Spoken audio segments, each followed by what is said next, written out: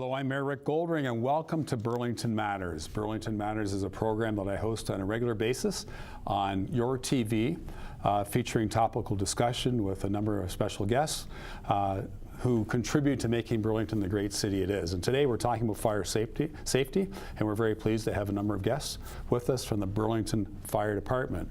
To my immediate left is the Chief of the Department, Chief Dave Lazenby. Right beside Dave is Kim Sopko, who is a Public Education Officer, and beside Kim is Colin Lahey, and Colin is a Fire Prevention Officer within the city of Burlington. How many people are in the department, Chief? Approximately 200. 200? Yep. And that includes obviously Kim and Colin is one of 5 fire inspectors? We have 5 fire inspectors. Colin is a supervisor, and then we have a Chief Fire Prevention Officer as well. And Kim's role is as a fire prevention Education officer. Sorry, education officer. So you get out to meet a lot of people and talk about fire safety in the community? Absolutely, yeah, and we work closely with the firefighters and our inspectors as well to help them carry forward the same messages in education. So it seems to me across Ontario, in the first couple months of the year, there has been a major issue with fatal fires in the province. Sadly, yes, there has been, and I think what makes the tragedies even more heartbreaking is the fact that many of them were in homes that were unprotected. The smoke alarm legislation has been in place since 2006, and here we are 12 years later, and people in Ontario, one of the most wealthy provinces in the country, and if not the world, people are still dying. You know, most notably the fire in Oshawa, where 4 people died, including 2 children, and that's wrong. And they didn't have the smoke alarms? No working smoke alarms. And they may have been in there, but they may not have been working? Yep, those homes were unprotected. So a number of people died this year in unprotected homes. So you talk about the 3 lines of defense. Yep. With regard to dealing with fires. What are they? So the 3 lines of defence, we have public education and awareness as our first lines of defence, educating the public in the hope that their behaviours and their lifestyle choices will be such that they don't have fires in the first place. The second line of defence is around fire code enforcement. So our inspectors go out into buildings where people live and work and try and ensure that, you know, things are appropriate and to code and being maintained as such.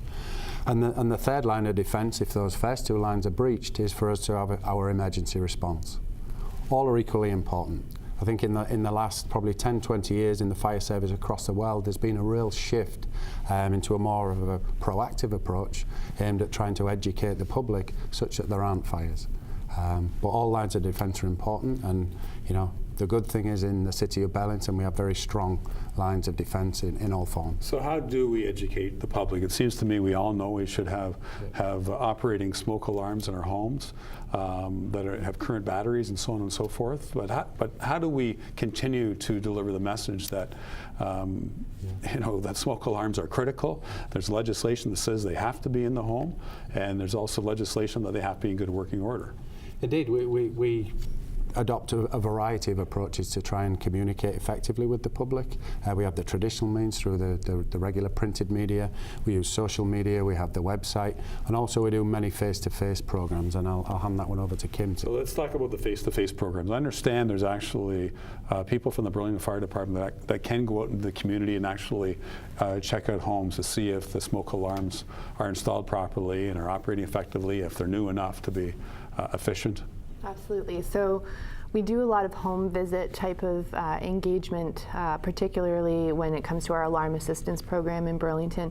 But there's a lot of other things we do, and that might come in the form of in-school visits, helping teachers in providing some safety support in their curriculum. So if they have a teaching goal that they can have the fire department come in to enhance that learning, then we'll be there to do that. We do a lot of other activities, home shows coming up, we'll be there. We do a fall open house every year, but really we've kind of changed our approach. Instead of asking people to come to us with their fire safety or life safety questions, we really want to be getting out into the neighborhoods and getting to them and where they are. How will you measure effectiveness of doing that? So there's a number of ways. What we've noticed quite frequently since with social media being more prevalent, and we know people like to access and ask questions through that means, so our engagement online is easy to measure and track, and it's actually been going quite well. But also the attendance at our events, I mean, they're growing exponentially every year. We like to think that we're approachable, and so instead of being an authoritative figure in the community, we're actually seeing a lot of our residents come forward to us. But our data doesn't lie, and really we rely a lot on our research and information to not only tell us about what and where the fires are happening, but who is causing our fires. So more demographic information, and we watch those trends over time, and hopefully we see that curve come down with preventable fire calls. I think just on that, if I may as well, sometimes people are almost apologetic in approaching us or not wanting to bother us. Right. We're their fire department and we're here for them. So I would say if anybody's unsure about anything, whether it's a visit to the local fire station or a call or coming into headquarters to speak to Colin or Kim or one of our other members of staff, that's what we're here for. So people should never ever think that they're bothering us. We're here to protect them and help them and educate them. So Colin, what is your particular role as a fire inspection officer? You do some inspections obviously, but how do you get involved? How is an inspection triggered? Yeah, absolutely. So we conduct a number of different types of inspections. We have 5 inspectors that are all located in areas or specific areas throughout the city. So we conduct complaint and request inspections. So a complaint would be what?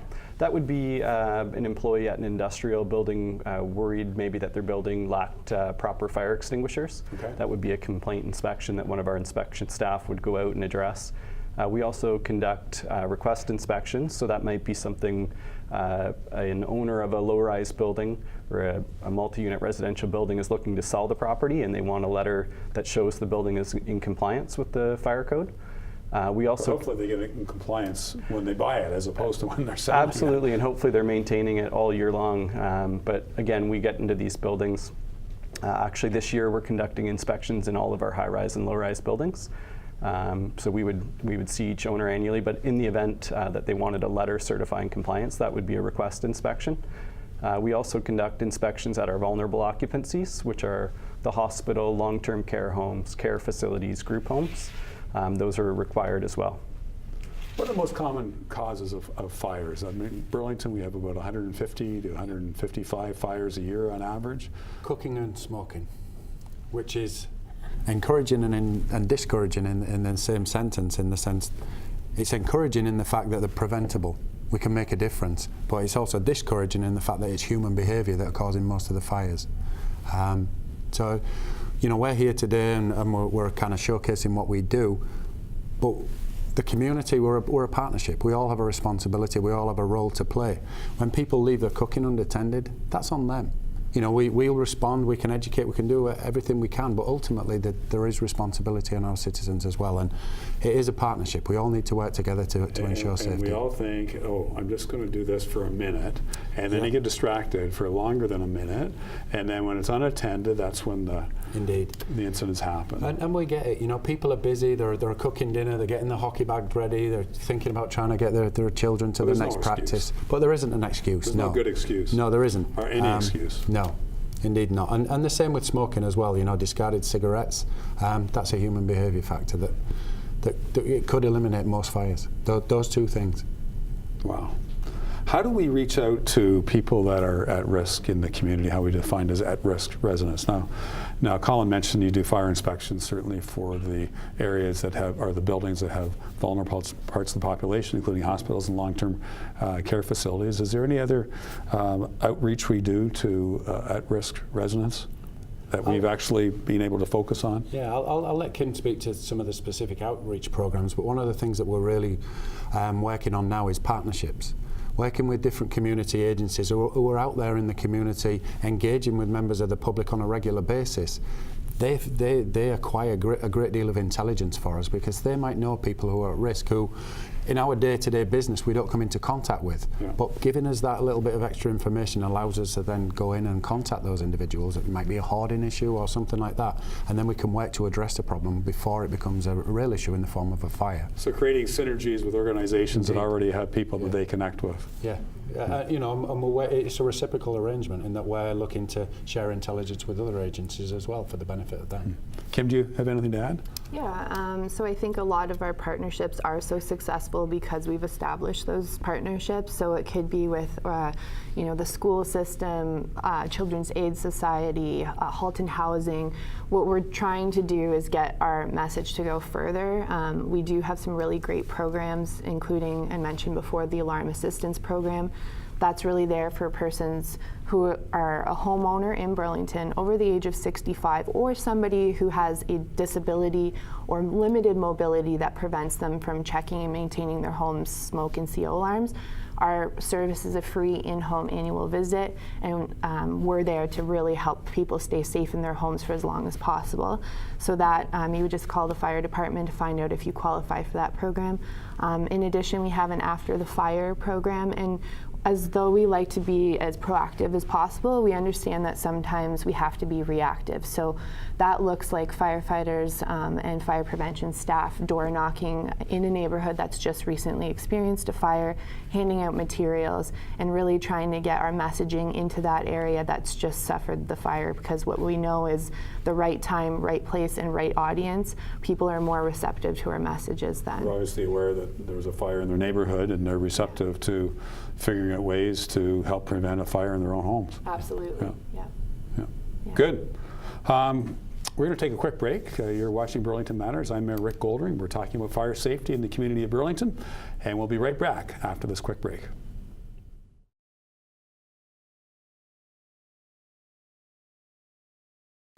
Welcome back to Burlington Matters. I'm Mayor Rick Goldring, and we're talking about fire safety today with the Fire Chief for the City of Burlington, Dave Lazenby, and Kim Sopko and Colin Lahey of the department as well.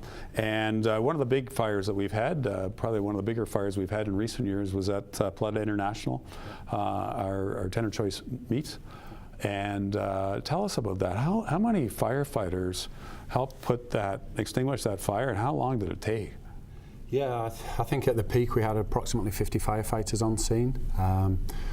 Many of our fire apparatus were there. We also had the assistance of Oakville Fire Department and Hamilton Fire Department for a period of time. And that's a mutual aid agreements that we have with neighbouring fire departments. Yeah, it's really beneficial in that, you know, we help one another. You know, fortunately those size of fires are not commonplace, and as such we draw on each other's resources in those extreme situations. The call came in about 4:30 in the evening, and initially I heard the call come in, and I went down into our dispatch centre, and because of its proximity to the highway, the dispatcher was able to work with the MTO staff, and they reoriented one of the cameras so we could see a live feed of the fire. Okay. And initially it was kind of, you know, wisps of smoke coming through the kind of roof, close to the roof area. And I thought, it just didn't feel right. So typically we wouldn't attend readily at a senior officer level, but felt the need to attend. And when I got there, it was still at that stage. And I thought, you know what, might be here a couple of hours once we figure out what's going on, but it quickly broke through the roof. So the initial stages were accounting for everybody on scene, because there was an office area, and then there was also you know, a meat processing facility, right. And there was maintenance work being done there. So there was maintenance staff on site as well as some office staff. The fire was burning, you know, significantly through the night. Probably about 2 in the morning, the following morning, we had the incident commander said it was under control, still burning, but we'd contained it to one particular area of the building, but it was 2 o'clock the next day, so almost 2 days in before the fire was extinguished, because it was such a large-scale fire, and also a difficulty of accessing the building from the outside with our water towers. So it's almost 48 hours? Almost, yeah. Such a large-scale fire, and then the roof kind of did its job, but at a lower level, because it collapsed in on itself and protected the fire from the firefighting efforts. Crews did an amazing job of fighting the fire. It was very cold conditions, and you know, I was incredibly proud of them, because they never once you know, veered away from what they needed to do. You know, that was my first significant fire here in Burlington, and you know, we don't want them to occur, but when they do, it's incredibly reassuring from my perspective when you see the level of commitment and professionalism that was on display.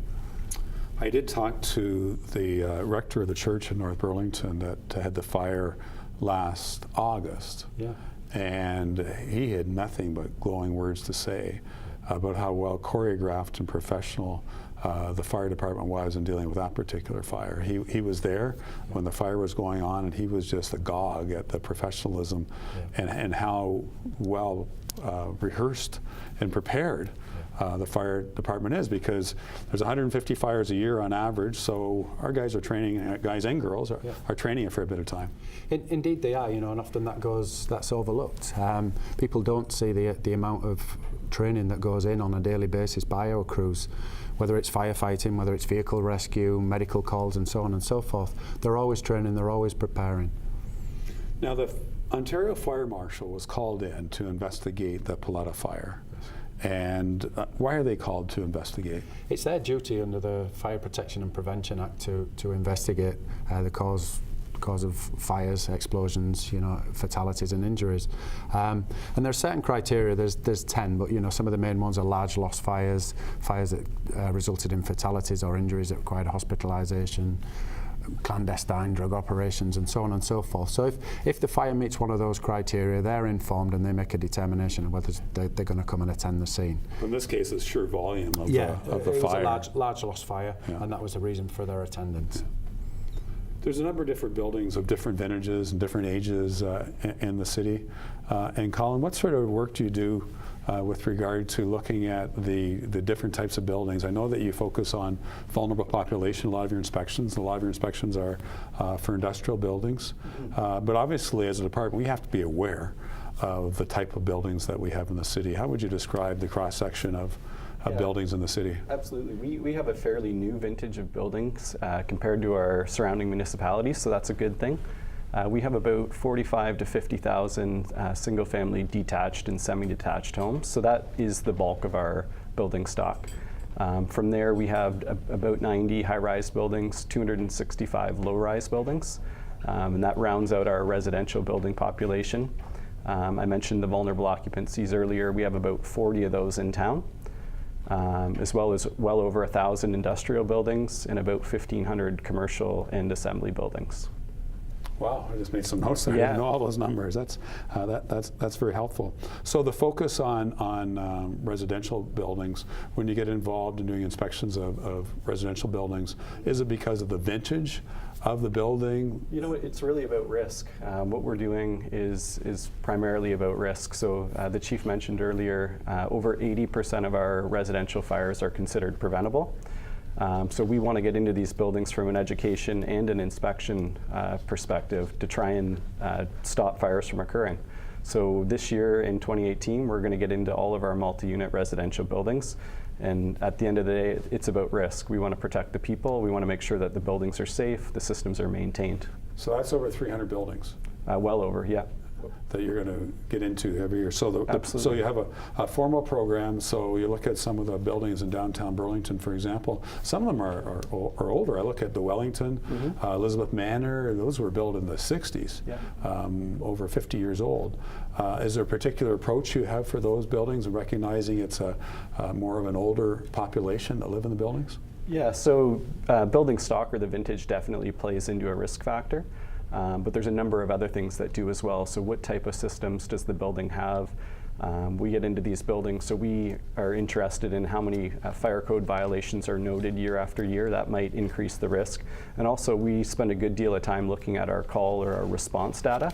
And we actually rank the buildings in order to determine risk, and we throw our resources, whether it be inspection or education, at those specific buildings. So if we know where the fires are happening and who's having them, we try and direct our resources to those pockets. Can you compare and contrast the technology of today and how a building is built today and the building code versus 50 years ago? Sure. What are the major improvements that have taken place that really have minimized the risk of fire? So from a residential perspective, it was just in 2010 that we passed fire sprinkler legislation. So in the 60s or the 50s, like you spoke about, those buildings, they could be high-rise buildings and they would lack sprinkler protection. Whereas today's codes, if you build one of those buildings now, that would require sprinkler systems, which is a great thing. Certainly the buildings are built themselves and have been for the past number of years to contain fire. So there are fire separations between the units and between the units and corridors, things like that. But these buildings are safe. They're not what's causing the fires. It's the people and it's the behaviors in the buildings that cause the fires. If I may just touch on the construction as well, and especially more so in single-family homes, I would say newer homes provide a greater risk than older homes. From the perspective of the construction materials used and the construction methods, it's often referred to as lightweight construction. We increasingly live in a kind of synthetic world in that, you know, we look at this table, it's not a solid piece of wood, it's kind of formed with glues and so on and so forth. So once fire takes hold, it burns much quicker and much hotter, and the time to failure and collapse is much sooner. So the risk to firefighters is increased in single-family homes. So that's even more reason why early detection and so on is vital, and people having an escape plan, because the fire, if it occurs in somebody's home, it's going to burn hotter and burn faster. So you want to know about it as soon as possible, and you want to get out as quickly as possible and let us know. So there's no truth to what people may think is that the older buildings have more of the issue than the newer buildings on the residential side. That isn't necessarily the case. Not necessarily so, no. You know, the older homes are built from more solid timber and so on and so forth, so it takes longer for failure. Some of the electrical and things might be more of an issue in older homes and so forth. Newer homes have, you know, the advantage of hardwired smoke alarms and so on. So there's advantages and disadvantages. I was aware of the fact that, I remember being at a lecture some time ago about the fact that the newer material, as you mentioned, that go into homes today are much more combustible quicker than the older homes, as you mentioned. There's a wood building going up. Province of Ontario states in the building code up to 6 stories you can use wood to build a multi-unit residential building. What challenges that provide to the fire department? Yeah, so while the buildings are being constructed, it's a huge challenge for responding fire crews, and it really boils down to the amount of combustible material that's on site. So there are some restrictions or provisions in place during construction. So on these projects, we typically expect to see that the site is monitored 24 hours a day, 7 days a week, so they would have security staff patrolling. Obviously, they would give special attention to ignition sources, so we certainly don't want to see any smoking on site, but other ignition sources that you would typically find on a construction site, so heaters and things like that in the winter. So we really try and do a good job about getting out on site and identifying any ignition sources. Also the way that they build them, so as they build up, they try and enclose and also provide sprinkler and fire alarm systems. Even during the construction? Correct, yeah, so that would be one of the things that we want to see as these buildings are being built. And then ultimately, once they are built, the systems are in place and the drywall is over top of that exposed wood, we should have a fairly safe building. We talked about the ability for the fire department to help people make sure they have their homes as prepared as possible for in the event of a fire. Is there a way that people who are interested in that program could get in contact with the fire department, Kim? Absolutely. So because you don't want to call 911 for that. No, unless there is some sort of perceived emergency. In that case, if there's any fire or life safety concern or immediate harm or threat, then you would call 911. But you can also give us a call if you'd like information about anything, but particularly if you're looking to find out if you qualify for the Alarm Assistance Program. It's 905-637-8207, and then you'll go through to our fire prevention line, and at that point we'll discuss the program with you and whether or not you fit the criteria for that. And I'm sure there's a lot of information on the website. Absolutely. So burlington.ca/fire, and our social media handles are @BurlingtonFire, and so there's a lot of great information that we post each day there. Great. We talked about training, and I remember a number of years ago, Chief, before you arrived at the City of Burlington, myself and some other members of council had the opportunity to be a firefighter for a day and do some training. And we went in this, it was like a big oven we went into. I forget what the flashover unit, which was a little intimidating. We put on hazmat suits. We helped extricate somebody from a car. We did a medical call, and we actually went into the tower and had the hose and putting out the fires. But as I mentioned earlier, you know, once you become a firefighter, obviously you're going to be on call to put out fires. It goes without saying. But there's a big responsibility for training. Indeed there is. And what sort of programs are there every year that a firefighter has to go through to maintain accreditation or make sure that they're current with all the recent technology and recent improvements and changes with regard to fire suppression? Yeah, it's an ongoing thing, and people never stop training throughout their 30-plus years career. When they come in, they do approximately 10 weeks in a recruit school to kind of refine their basics. Often now when they're coming in, they've been to a fire college initially, but we kind of fine-tune their skills and orientate them to the department.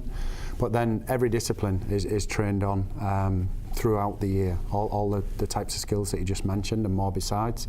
And we're regularly revisiting, and there's a lot more science-based research going on in the fire industry now, and that's driving a lot of the kind of education packages that are delivered to our crews.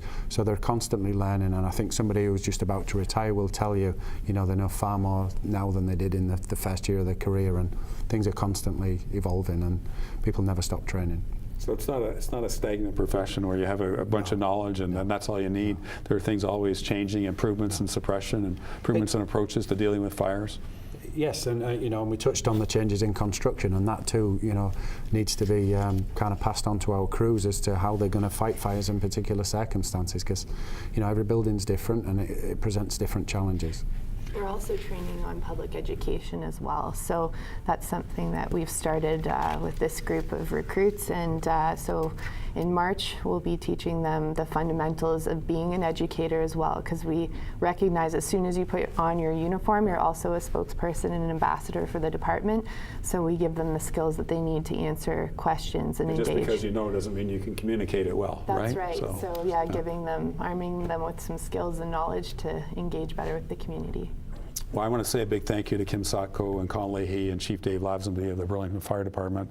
The Burlington Fire Department, for most people, is one of the most critically important services that's provided by a municipality, and we are fortunate to have a great deal of dedicated men and women that do a great job, including all of you that are here today. So we're fortunate to have you, and thank goodness we don't need you that much, and hopefully fire prevention will be even that much more important as we go forward, and there'll be less fires as we go forward. But I do want to say thank you for tuning in to Burlington Matters. I'm Mayor Rick Goldring, and if you have any ideas for a future program, please email the office at mayor@burlington.ca. We'll see you next time at Burlington Matters on your TV.